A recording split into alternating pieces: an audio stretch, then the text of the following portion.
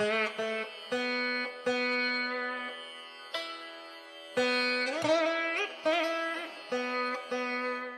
world's largest astrological community. A complete astrological solution and research center in India. Tamil, Telugu, Malayalam and Sanskrit.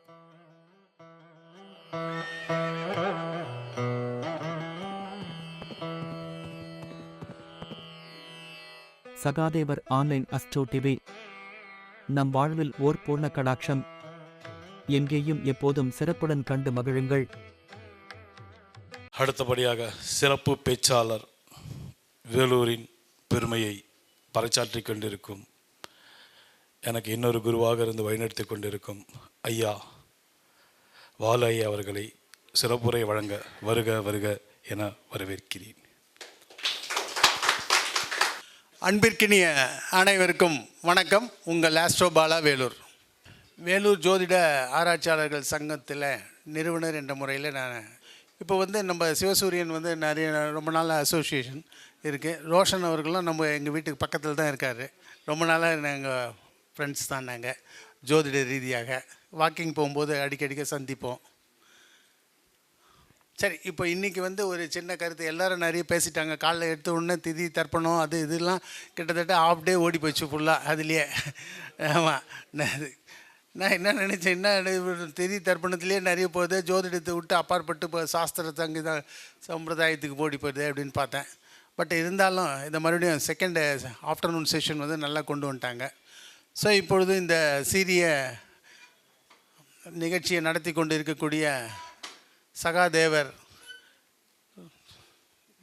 Vedic astrology ஃபவுண்டேஷனுக்கும் நம்ம ரோஷன் ஐயா அவர்களுக்கும் என்னுடைய வாழ்த்துக்களையும் தெரிவித்துக் கொள்கிறேன். இந்த நேரத்தில் ஒரு பெரிய நிகழ்ச்சி நடத்துவது என்பது அவ்வளோ சிறப்பு எளிதல்ல, ரொம்ப கஷ்டப்பட்டு செய்யணும். அது செஞ்சுருக்கிறார். ஏற்கனவே ரோஷன் அவர்கள் இதே ஏலகிரி ஹாலில் ஒரு சின்ன மீட்டிங் ஒன்று கண்டக்ட் பண்ணார். வாஸ்து கிளாஸ் ஒன்று வச்சுருந்தார். அதுக்கு வந்திருக்கேன். சிவசூரியன் அவர்கள் நிறைய மீட்டிங் அட்டன் பண்ணிட்டேன். சிவசூரியனுக்கு சேலத்துக்கு போயிட்டேன், சென்னைக்கு போயிட்டேன், நிறைய மீட்டிங்லாம் வந்திருக்கேன். வடபழனிலாம் வச்சுட்டு இருந்தார், எல்லாம் அட்டன் பண்ணிகிட்டு இருந்தேன். ஆனால் சிவசூரியன் அவர்கள் நீங்கள் சொன்ன மாதிரி ஒரு பல்வேறு முகம் உள்ளது அவருக்கு. ஒரு முகம் இல்லை, பல முகங்கள் இருக்குது. அந்த பல முகங்களும் கண்டிப்பாக மக்களுக்கு தான் யூஸ் ஆகுது. கண்டிப்பாக எத்தனையோ கலைகள் நிறைய அழிந்து போகக்கூடிய கலைகளை மறுபடியும் புதுப்பிக்கிறது பெரிய கஷ்டம். அப்போ ஜோதிடர்களாகி நம்ம இந்த ஜோதிடத்தை கட்டி காக்கிறது பாலமுருகன் சார் சொன்ன மாதிரி 2ஆம் இடம் பாதிக்கும்னாரு. அப்போ ஜோதிடராக இருந்தால் கண்டிப்பாக குடும்பம் கொஞ்சமாவது சாக்ரிஃபைஸ் பண்ணால் தான் இதிலேருந்து வெளியே வர முடியும். குடும்பத்தில் இருக்கிறவங்க கண்டிப்பாக நம்மளை ஏதாவது ஒன்று சொல்லிட்டு தான் இருப்பாங்க. ஆனாலும் ஒவ்வொரு பாவத்துலேயும் நிறைய காரகங்கள் இருக்குது. இப்போ 2ஆம் பாவம்னு எடுத்திங்கன்னா தனம், கல்வி, வாக்கு, குடும்பம், இதில் 4-5 காரகங்கள் இருக்கும். இதில் ஒரு காரகம் கண்டிப்பாக எப்படியாவது டிஸ்டர்ப் ஆகும். ஒவ்வொரு பாவத்துலேயும் எல்லாருக்குமே நீங்கள் பார்க்கலாம். இந்த 2ஆம் பாவம் நல்லா இருக்குது, 2ஆம் பாவம் ஸ்ட்ராங்காக இருக்குது, குரு பார்க்குறாரு, அப்படி இருந்தாலும் இந்த 4-5 காரகங்களில் ஒரு காரகம் கண்டிப்பாக டிஸ்டர்ப் ஆகும் என்பது ஒரு பெரிய டிப்பு. அதே மாதிரி இப்போ கடைசியாக ஐயா அவர்கள் சொன்னார், நம்ம டைரக்டர் நடிகர் சொன்னார், ஒவ்வொரு தசையிலையும் சுய புத்தி வேலை செய்யாது. வேலை செஞ்சிச்சுன்னா மற்ற புத்தி வேலை செய்யாது அப்படின்னு. ஒரே ஒரு நேரத்தில் மட்டும் சுய புத்தி பயங்கரமாக வேலை செய்யும், மற்ற புத்தியும் வேலை செய்யும். அது மரண தசையாக மாறும்போது, இப்போ ஒருத்தனுக்கு மரண தசை வருதுன்னா சுய புத்தியும் சூப்பராக வேலை செய்யும், மற்ற புத்திகளும் வேலை செய்யும். ஆனால் அந்த தசையே அவனுக்கு கடைசி தசை. இது உண்மை. ஸோ அது எக்ஸப்ஷன் இஸ் தேர். பட் பொதுவாக சுய புத்தி வேலை செய்யாதுன்னு சொல்லுவோம் ஜென்ரலாக. இல்லை, சுயபுத்தி ஃபஸ்ட் கிளாஸாக வேலை செஞ்சு ரிமைனிங் பீரியடில் நல்லா வேலை செஞ்சு அந்த மிடில் தசையில் இதுவாகிடுவார். ஓப்பனிங்கில் சாவது ரொம்ப ரேரு. ஓப்பனிங்னா அவன் தசையே அனுபவிக்கலையே. இல்லை, அப்படின்னா அவன் தசையே அனுபவிக்கலையே. அவனை அனுபவிக்க விடுவான், அனுபவிக்க கொடுத்து என்ஜாய் பண்ண வச்சு டிஸ்டர்ப் பண்ணுவான் ஃபஸ்ட்டு. இப்போ அதே மாதிரி தான் ஒருத்தர் வந்து நான் வீடு கட்டணும்னு ஒரு பெரிய எய்ம் வச்சுருப்பான் மண்டையில். கட்டியே 3 அடுக்கு மாடி கட்டணுன்னுவான். ரொம்ப அதுக்காக உயிரை விட்டு மண்டையை காய்ச்சி பண்ணுன்னு பண்ணுவான். பண்ணி முடிச்ச உடனே 1 இயரில் செத்துருவான். ஏன்னா நிறைய பேர் அப்படி தான் இருப்பான். நிறைய பேர் பார்த்திங்கன்னா இப்போ என் பையனை வந்து பெரிய ஆள் ஆக்கணும்னு நினச்சிட்டே இருப்பான். உண்மையிலே பெரிய ஆள் ஆக்கணும் உடனே 1 இயரில் போயிடுவான். ஏன்னா அவனுடைய எய்ம் முடிஞ்சிடுச்சு. அப்போது நம்ம பூலோகத்துக்கு வந்த காரியம் முடிஞ்சிடுச்சு. அப்போது பூலோகத்துக்கு வந்த காரியம் முடியும் போது கண்டிப்பாக விதி பிரகாரம் நடக்குது அப்படின்னு ஆட்டோமேட்டிக்காக நம்ம அண்டர்ஸ்டாண்ட் பண்ணிக்கிறோம். சரி, இப்போ நான் பேச வந்த பாயிண்ட்ஸ் எது ஒன்று பாயிண்ட்ஸு. இப்போ இது வந்து காமத்தை தரக்கூடிய பாவம் எந்த பாவம்? இதுனா காமத்தை தரக்கூடிய பாவம் என்ன? காமம்னா என்ன? ஃபஸ்ட்டு காமம்னா ஆசைகள். தர்மம், கர்மம், காமம், மோட்சம், இந்த 4 ராசிகள் இருக்குது, எல்லாருக்கும் தெரியும். அப்போ ஒவ்வொரு ராசியும் இப்போ நம்மளுடைய லக்னம் என்ன நிற்குது? தர்மத்தில் நிற்குதா, கர்மத்தில் நிற்குதா, காமத்தில் நிற்குதா, மோட்சத்தில் இருக்கா அப்படின்னு நல்லா அனலைஸ் பண்ணிட்டிங்கன்னா நம்ம எதுக்காக பிறந்தோம், என்னத்துக்காக பிறக்கிறோம், என்ன வேலை செஞ்சிட்ருக்குறோம் அப்படின்னு கரெக்டாக தெரிஞ்சிடும். அப்போது நம்மளுடைய பிறப்பினுடைய ரகசியத்தை தெரியணுன்னா இந்த 4 ராசிகளில் உங்களுடைய லக்னம் எங்கே உட்காருது அப்படின்னு பார்த்துக்கணும்.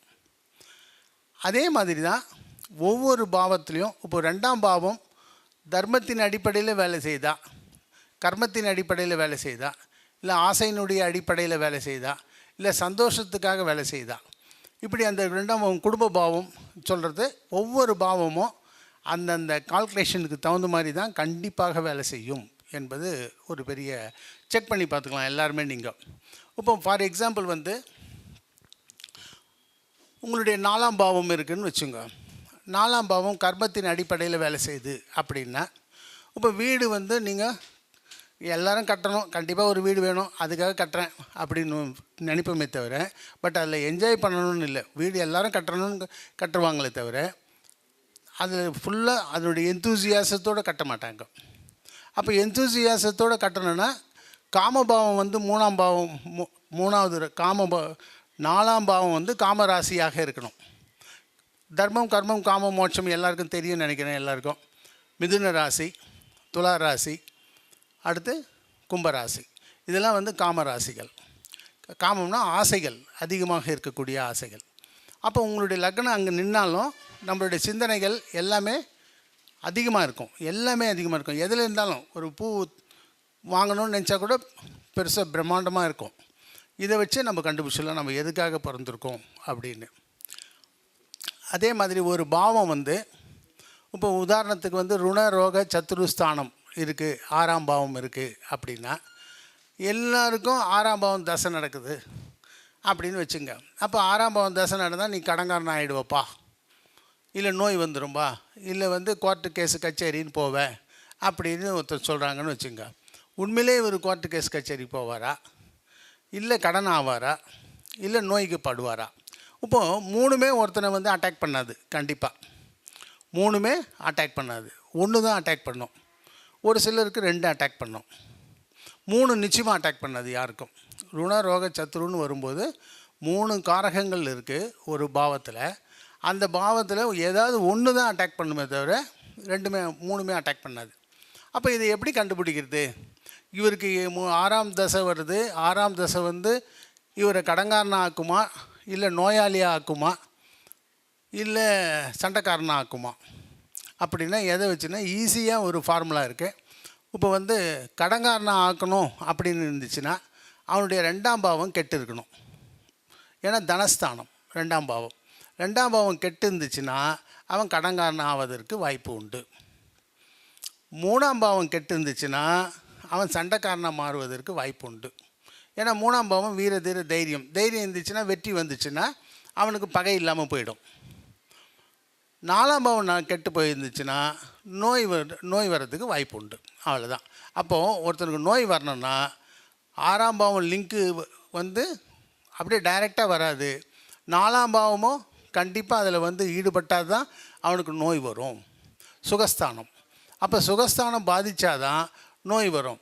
வீரதீர தைரியஸ்தானத்தில் ரொம்ப அபரிமிதமாக இருந்துச்சு, 3ல் சூரியன் இருக்கார், 3ல் செவ்வாய் இருக்கார், அப்போ கோர்ட்டு கேஸ் கச்சேரிலாம் போகிறதுக்கு ஈஸியாக வழி இருக்குது. அப்போ 2ஆம் இடம் சூப்பராக இருக்குது, தனம் போதுமான வசதி வாய்ப்பு இருக்குது, கையில் பணம் இருக்குது அப்படின்னா கடன் வராது. அப்போது அதுக்கு மேல் கொண்டும் ஒரு சிலருக்கு கடன் வரும். அப்போ அந்த கடன் எதுக்குன்னா ப்ரொடக்டிவ் பர்பஸ்க்காக கடன் வரும். இப்போ வீடு கட்டுறதுக்காக கடன் வாங்குவாங்க, நிலம் வாங்கிறதுக்காக கடன் வாங்குவாங்க. அப்போ அது கடன்னு நம்ம சொல்லக்கூடாது. ஏன்னு கேட்டால் அதை விட அசெட் உங்கள்கிட்ட நிறைய இருக்குது. அப்போது கஷ்டத்தில் கடன் வாங்கிறது வேறு, வீடு கட்டுறதுக்காக கடன் வாங்கிறது வேறு. வீடு கட்டுறதுக்காக கடன் வாங்குறது அது எக்கனாமிக்கல் க்ரௌத்து, டெவலப்மெண்ட்டை காமிக்குது. அப்போ அது கடன்காரன் கிடையாது. நல்லா புரிஞ்சுங்க. எப்போ வேணாலும் வீடை விற்றோம்னா கடனை தீர்த்துடலாம். அப்போது கடன் ஒரு பெரிய பாயிண்ட்டே இல்லை அந்த இடத்துல. அப்போது கடன்காரன் என்னன்னா நம்மளுடைய அசெட்ஸை விற்றாலும் நம்ம தீராதுன்னு சொல்கிறவன் தான் கடன். நல்லா புரிஞ்சுங்க. இதே மாதிரி ஒவ்வொரு பாவத்துலேயும் இருக்குது. அதே மாதிரி ஒரு பாவத்தினுடைய வளர்ச்சி இப்போ பேலன்ஸ் தியரி பிரகாரம் அதுக்கு 7வது பாவத்தில் இருக்கிறது அப்படின்றாங்க. அது உண்மைதான். 7ஆம் பாவம் மட்டும் கிடையாது, ஒரு பாவத்தினுடைய வளர்ச்சி அதுக்கு 12வது பாவத்திலையும் இருக்கிறது, அதுக்கு அடுத்த 2வது பாவத்திலையும் இருக்கிறது. ஒரு பாவத்தினுடைய வளர்ச்சியோ வீழ்ச்சியோ ஒரு எஃபெக்ட் இஸ் தேர்னா அந்த எஃபெக்ட் 12th பாவா, 2nd பாவா அண்ட் 7th பாவா ஆஃப் த கன்சர்ன்ட் பாவா. அந்த கன்சர்ன்ட் பாவாவோட 7வது பாவம், 2வது பாவம், 12வது பாவம், இது 3த்தையும் நம்ம அனலைஸ் பண்ணி தான் செக் பண்ணணும். அதே நேரத்தில் ஒரு ஆக்ஷன் நடக்குது, ஒரு ஜாதகத்தில் ஒரு ஆக்ஷன் நடக்குதுன்னா அது லக்னத்தினுடைய தொடர்பு இல்லாமல் நடக்காது. கண்டிப்பாக லக்ன பாவத்தினுடைய தொடர்பு இருந்தால் தான் நடக்கும். உதாரணத்திற்கு பார்த்திங்கன்னா, இப்போ உங்களுக்கு லக்னம் ஸ்ட்ராங்காக இருக்குது, உங்களுடைய வில் பவர் அதிகமாக இருக்குது அப்படின்னு இருந்தால் தான் நீங்கள் குடும்பம், தனம், கல்விலாம் உங்களுக்கு வரும், இல்லைன்னா வராது. இப்போ குடும்பம், தனம், கல்வி, பணம், கையில் பணம் வந்துச்சுன்னா என்ன ஆகும்? தைரியம் வரும். எப்போவுமே ஜோபியில் பணம் இருந்துச்சுன்னா தைரியமாக ஒரு ஹோட்டலுக்குள்ளே நுழைவோம். லிமிட்டாக பணம் இருந்துச்சுன்னா பார்த்து ப்ரைஸ் லிஸ்ட்டை பார்ப்போம். அப்போ அந்த பயம் வருது.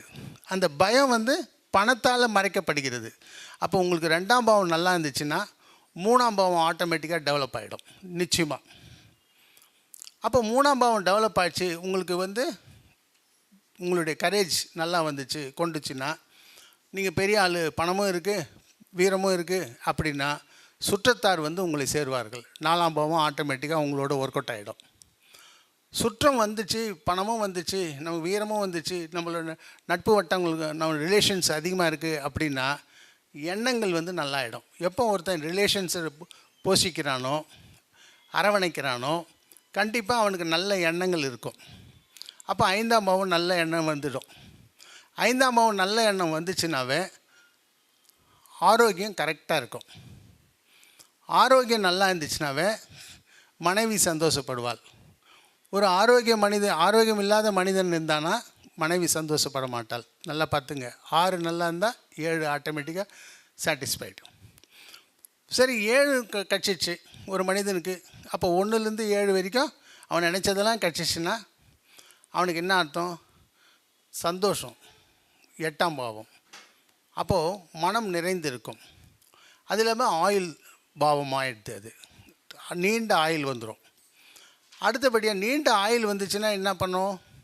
தர்மம் பண்ணணும்னு ஒரு சிந்தனை வரும். போதும், நம்ம இவ்வளோ வாழ்ந்துட்டோம், ரொம்ப நாளைக்கு. இப்போ நிறைய பேர் வயசானவங்க பாருங்கள், வயசானவங்க தான் நிறைய தான தர்மம்லாம் பண்ணுவாங்க. யங்ஸ்டர்ஸ்லாம் அதிகமாக பண்ணுறதில்ல. ஏன்னா வயசானவங்க தான் நாய்க்கு போடுறது, ஒரு இட்லி வாங்கி கொடுக்குறது, அதெல்லாம். ஏன்னா அவனுக்கு ஆயில் வந்துச்சு, இனியாவது தர்மம் பண்ணணும்னு ஒரு சிந்தனை வரும். அப்போ 9ஆம் பாவம் தர்மத்துக்கு உள்ளே உட்கார்ந்துச்சுன்னா நல்ல வழியில் சம்பாதிக்க முடியும். அதனால தான் தர்ம கர்மாதிபதி யோகம். நல்ல கர்மங்களை செய்வோம். நல்ல கர்மங்களை செய்யும்போது புகழ் அதிகமாக வந்துடும். 11ஆம் பாவம் டெவலப் ஆகிடும். 11ஆம் பாவம் டெவலப் நல்லா ஆயிடுச்சுன்னா டேம் சாட்டிஸ்ஃபைட், ஆத்ம திருப்தி கிடைச்சிடும், பேரின்ப நிலை. அப்போ 1ஆவது பாவத்திலேருந்து 12 பாவங்களும் தொடர்ச்சியாக இருந்து கொண்டு இருக்கிறது அப்படின்னு நம்ம எந்த பாவம் வச்சாலும் இதை பண்ணணும். அடுத்தபடியாக ஒரு ஈஸி டிப்ஸ் என்ன அப்படின்னா, உங்களுடைய சூரியன், ஒவ்வொருத்தருக்கும் சூரியன் இருக்குது. 12 பாவத்தில் சூரியன் எந்த பாவம் இருக்காருன்னு பாருங்கள். அந்த பாவத்தினுடைய 5, 9 பாவங்கள், அந்த பாவம் 1, 5, 9 சூரியன் நின்ற இடத்திற்கு சப்போஸ் சூரியன் 3வது பாவத்தில் இருக்காருன்னு வச்சுங்க. 3, 7, 11 உங்களுக்கு ஒரு ஆத்ம திருப்தி கொடுக்கும் அந்த பாவங்களின் மூலமாக கண்டிப்பாக. அதே மாதிரி சந்திரன் இருக்கக்கூடிய திரிகோண பாவங்கள் உங்களுக்கு மன சந்தோஷத்தை கொடுக்கும், மகிழ்ச்சியை கொடுக்கும், மன மகிழ்ச்சி. இப்போ 4ஆம் பாவத்தில் சந்திரன் இருக்குன்னா உங்களுக்கு வீட்டுக்கு உள்ளே போன உடனே சந்தோஷம் வரும், சொந்தக்காரங்களை பார்க்கும்போது சந்தோஷம் வரும், தூங்கும்போது சந்தோஷம் வரும். 12ஆம் பாவம் 4, 8, 12 லிங்க் வந்துடும் அப்படி ஆட்டோமேட்டிக்காக. அதே மாதிரி குரு இருக்கிற பாவம் எந்த பாவம் பார்த்திங்கன்னா பிரச்சனை வந்து சால்வ் ஆகும். குரு இருக்கிற பாவம், குரு நின்ற பாவத்தினுடைய 1, 5, 9 பார்த்திங்கன்னா ஏதோ ஒரு பிரச்சனை வந்து அதுக்கு ஈஸி சொல்யூஷனும் கிடைக்கும். கண்டிப்பாக சொல்யூஷன் இருக்கும். பட் அந்த ப்ராப்ளத்தை அவாய்ட் பண்ண முடியாது. Solution will be there. Solution மூலமாக தான் வரும். ஒன்றும் இல்லை, ஒரு தடிக்கு விழுந்தோம், அதுக்கு மருந்து போட்டு நமக்கு பாதுகாப்பாக வச்சுக்குவாங்க. ஆனால் தான் இப்போ 5வது பாவம் 9வது பாவத்தில் சொல்லும்போது கூட முன்ன பாருங்கள், 5ஆம் பாவம் வேலையெல்லாம் போயிடும். ஏன் வேலையெல்லாம் போகுது? அவன் சந்தோஷமாக உட்காந்துன்னு நல்லா ஜாலியாக தூங்கின்னுக்கிறான். சொந்தக்காரன் கல்யாணம் காட்சி இதுக்கெல்லாம் போய்க்கிறான், டூர் போகிறான். இதெல்லாம் போய் ஆஃபீஸுக்கு லீவ் போட்டானா என்ன ஆகும்? ஆஃபீஸ்லேருந்து அவனை யூஸ் பண்ணிடுறாங்க. 6ஆம் பாவம் வேலை செய்யுது. அதனால தான் முன்ன காலையில் பேசும்போது கூட 5ஆம் பாவம் நல்ல பாவம் தான், பட் இருந்தாலும் சில டிஸ்டர்பன்சஸை கொடுக்கும் அப்படின்னு அர்த்தம். அதே மாதிரி இப்போ சூரியன், சந்திரன், செவ்வாய், குருவை சொல்லிட்டோம். செவ்வாய் இருக்கிற பாவத்தில் பாருங்கள் ஏதோ ஒரு சின்ன தகராறு வரும். செவ்வாய் 2ல் இருக்குது அப்படின்னா 2, 6, 10 குடும்பத்தில் வந்தால் ஒரு சின்ன சண்டை வரும், சர்வீஸ் பண்ணுற இடத்துல சண்டை வரும், ஆஃபீஸில் சண்டை வரும். அதே மாதிரி சின்ன சின்ன சண்டைகள் வரும். அதே மாதிரி புதன் இருக்கிற பாவம் எந்த பாவம்னு பாருங்கள். புதன் என்ற பாவத்தில் ஒரு ரகசியம் காப்பாற்றப்படும். கண்டிப்பாக ஏதோ ஒரு ரகசியம். புதன் வந்து ஒரு ஃபார் எக்ஸாம்பிள் ஒரு 9வது 10வது பாவத்தில் இருக்குதுன்னா தொழில் ஸ்தானத்தில் ஒரு ரகசியம் இருக்கும். அதுக்கு 2, அதுக்கு 5, அதுக்கு 5. அப்போது 10, 2, 6 இந்த பாவங்களில் ஏதோ ஒரு ரகசியம் கண்டிப்பாக இருக்கும், நிச்சயமாக இருக்கும். நீங்களே பார்த்துக்கலாம் அவங்கவுங்க ஜாதகத்திலேயே. குரு சொல்லிட்டோம். சுக்கிரன் இருக்கிற பாவம் கண்டிப்பாக, சுக்கிரன் இருக்கிற பாவத்தில் ஒரு கிலுகிலுப்பு இருக்கும். கண்டிப்பாக சுக்கிரன் உங்கள் ஜாதகத்தில் எந்த பாவத்தில் இருக்கோ பாருங்கள், அந்த பாவத்திற்கு 1, 5, 9 உதாரணத்துக்கு எந்த பாவம்னா சொல்லுங்கள். லக்ன பாவத்தில் சுக்கிரன் இருக்குன்னா 1, 5, 9 1வது பாவம், 5வது பாவம், 9வது பாவத்தில் ஒரு சந்தோஷம் நிச்சயமாக இருக்கும். நீங்கள் எல்லாருமே செக் பண்ணிக்கலாம். அதே மாதிரி சனி இருக்கிற பாவத்தில் பாருங்கள், சனி உங்கள் ஜாதகத்தில் எந்த பாவத்தில் இருக்கிறதோ அதன் மூலமாக ஒரு உங்களுக்கு சர்வீஸ் கிடைக்கும். அதாவது இப்போ உதாரணத்திற்கு 9வது பாவத்தில் சனி இருக்குது அப்படின்னா நீங்கள் எங்கே போனாலும் உங்களுக்கு தண்ணி மொண்டு கொடுக்கும், காஃபி மொண்டு கொடுக்கும், இது கொடுக்கும், ஆள் கொடுக்கும், சர்வன்ட்ஸ் சபார்டினேட்ஸ் இருந்துகிட்டே இருப்பாங்க. அப்போது உங்களுக்கு பணிவிடை செய்வதற்கு ஆட்கள் ரெடியாக இருப்பார்கள். அப்போ சனி இருக்கிற பாவத்தினுடைய அதே மாதிரி 9ல் இருந்துச்சுன்னா அது மாதிரி இந்த 12 பாவத்தில் இருக்கிறதுக்கு 1, 5, 9 போட்டுங்க. எந்த பாவம் இருக்கோ அந்த பாவம். குடும்ப பாவம்னா குடும்பத்தில் சர்வீஸ் பண்ணுறதுக்கு ஆள் இருப்பாங்க. 3வது பாவம்னா உங்களுடைய சகோதர சகோதரிகள் சர்வீஸ் பண்ண ஆரம்பிப்பாங்க. 4ஆம் பாவத்தில் உறவினர்கள் வந்து உங்களுக்கு சர்வீஸ் பண்ணுவாங்க. 5ஆம் பாவம்னா உங்கள் பிள்ளைகள் வந்து சர்வீஸ் பண்ணுவாங்க, பணிவிடை பண்ணுவாங்க. இது மாதிரி சனி இருக்கிற பாவங்கள். ராகு இருக்கிற பாவங்கள் பார்த்திங்கன்னா உங்களுக்கு தெரியும், ராகு வந்து பிரம்மாண்டம். ஆனாலும் அந்த இடத்துல ஒரு புகைச்சல் இருந்துகிட்டே இருக்கும். அப்போ அந்த புகைச்சல்னு சொல்கிறோம் பாரு, அதுதான் அன்சாட்டிஸ்ஃபேக்டரி கண்டிஷன் லெவலில் கொடுத்துட்டே இருக்கும். அப்போது ராகு இருக்கிற பாவம் வந்து ஒரு பயங்கர பிரம்மாண்டம் டெவலப்மெண்ட் இருக்கும். லக்னத்தில் ராகு இருந்துச்சுன்னு வச்சுங்க, நான் தான் பெரிய ஆள், ஊ அப்படி இப்படின்னு வெளியே பேசினே இருப்பாங்க. ஆனால் வீட்டுக்குள்ளே வந்தவுடனே கொஞ்சம் பயம் வரும். உண்மையிலே நம்ம பெரிய ஆளா இல்லையா அப்படின்னு ஒரு பயம் வரும். அப்போ இந்த பயம் புகைச்சல். அப்போ அதே மாதிரி 1, 5, 9 எந்த ராகு நின்ற இடத்தினுடைய 1, 5, 9 பிரம்மாண்டம் இருக்கும். இப்போ 4ஆம் இடத்துல ராகு இருந்துச்சுன்னா வீடு பிரம்மாண்டமாக கட்டுவீங்க. 10வது இடத்துல ராகு இருந்துச்சுன்னா உங்களுடைய ஆஃபீஸ் பார்த்தா பெரிய ஹையஸ்ட் பில்டிங், டாலஸ்ட் பில்டிங்கில் இருக்கும். பார்க்குறதுக்கு ஆஃபீஸ் பில்டிங் பார்க்கணுன்னா ஒரு பெரிய அட்ராக்ஷன் இருக்கும். இது வேணால் செக் பண்ணி பார்க்கலாம் நீங்கள். இதே மாதிரி ஒவ்வொரு பாவத்துலேயும் அது கேது இருக்கிற பாவம். கேது இருக்கிற பாவம் சுருக்கம், கான்ட்ராஸ்ட் ரொம்ப குறையும், ரொம்ப சின்னசாக்கும். அப்போ டிஸ்டர்பன்சஸ் ஆகும். அப்போ இது வந்து நம்ம 12 பாவத்தில் மட்டும் இல்லை, ஈவன் ஃபிசிக்கில் கூட சொல்லிடலாம். இப்போ 2ல் கேது இருக்கார், முகம் சுருங்கி இருக்கும். 1ல் கேது இருக்குது, தலையே சின்னசாக இருக்கும்.